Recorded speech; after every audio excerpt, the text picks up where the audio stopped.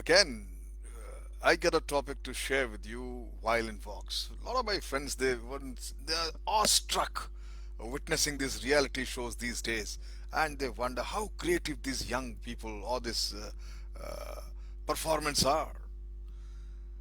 But I have a very contrary view. I feel that all of us and everyone can be creative. Have you noticed that most of the time people don't begin to live up to their potential? Now and then, in a crisis, they may call on the hidden reserves of strength and performs incredibly in fiats while the crisis lasts. But once the crisis is over, they become their ordinary selves again. You just think on those kind of critical moments. The creativity springs up naturally, confirming my view that everybody can be creative. My friend, creativity is not a special gift of a favorite few. A burst flight you have either got or you haven't. It's false. It is absolutely false. Imagine the creativity just happens. The capacity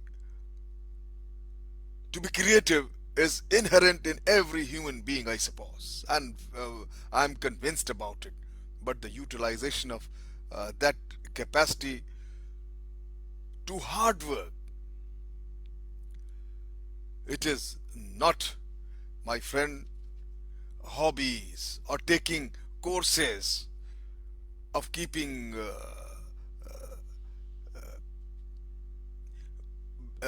busy learning from YouTube or someone else.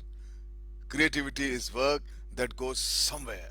It is sustained effort, my friends, and nothing else towards an idea you wish to become or you want to uh, prove. I fully agree that we may not be endowed to build a bridge. Everybody cannot write a book either. Or everybody cannot just invent or find a new star in the skies.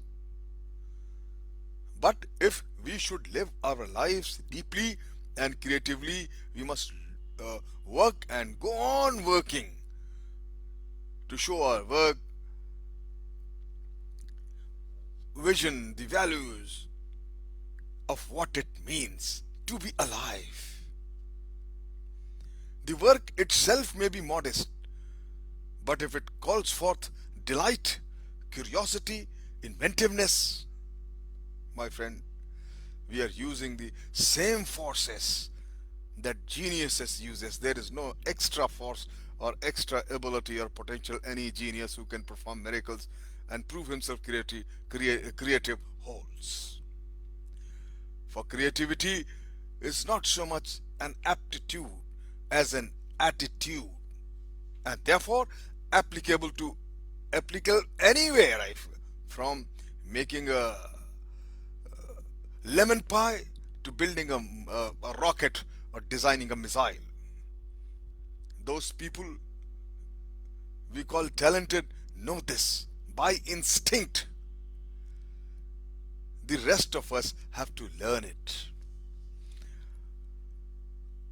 To prove my point, I am reminded an old movie which I have seen. You must have heard the name, The Human Comedy, in which a little boy keeps asking what it is to be afraid.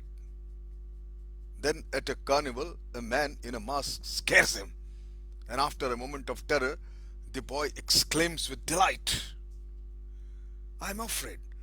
I know what afraid is. In a similar way, the creative person says to himself, this I know, this I have seen and felt. My friend, on the heels of awareness is the impulse to do something with what we feel and know. Here, sadly, is where many of us go away. Making and doing turns out to be so difficult that we abandon the attempt. Because an idea or a plan doesn't really take shape, we conclude that it's no good, that we aren't creative anyway, when in fact it takes a enlightened stubbornness, to promote anything. You got to work hard. You got to just continue despite all obstacles, impediments, and discomfort. My friend, some people insist that they have no idea at all, when what they mean is that they don't have a big or revolutionary ideas. But good ideas bombard us every day from people, travel, reading. Anyone can have more ideas by being hospitable to those he has, using them, uh, trying them out, not discarding them before he has given them a chance.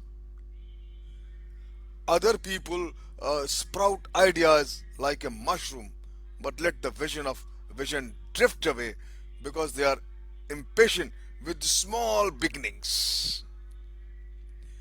If they can't start impressively, they choose not to start at all, and that is the biggest blunder, my friend.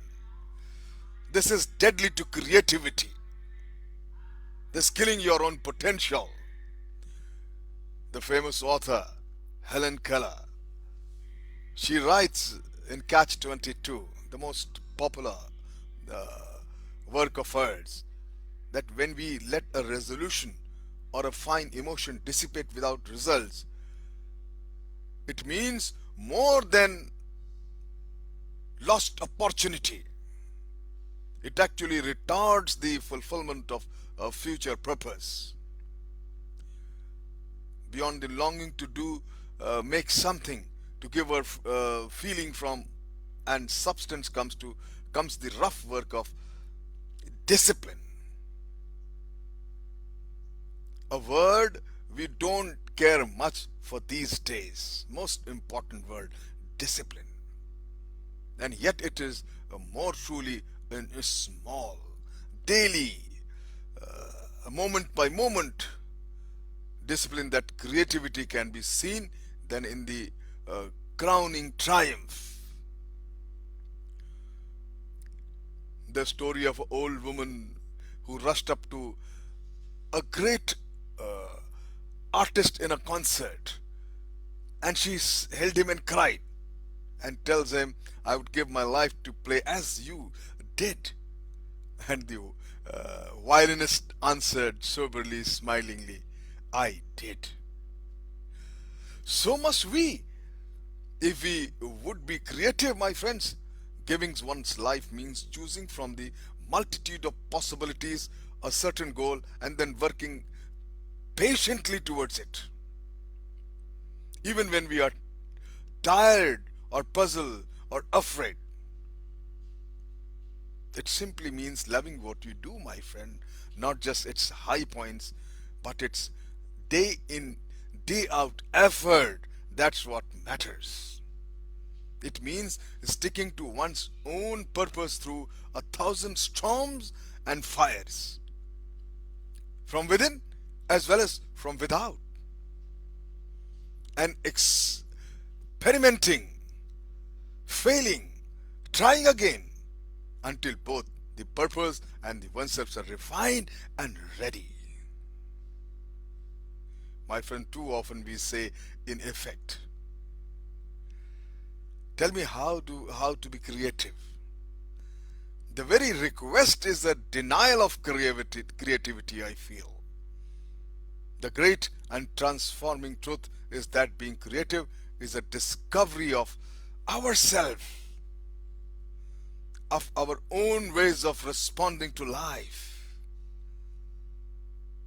And discovering implies what no one has known before. It is something one does all alone. Like getting born, or dying, and to recognize and accept that and stop asking how is to take that first long step in our own creativity. My friend, remember, I'm convinced you don't have to be an awestruck by any reality show by watching and looking at the performers. They have worked hard. They've given their time, faced all challenges and obstacles. That's why they're uh, uh, so good in performing that particular skill. And let me tell you, you too can do even better. You can be creative even more. Thank you very much.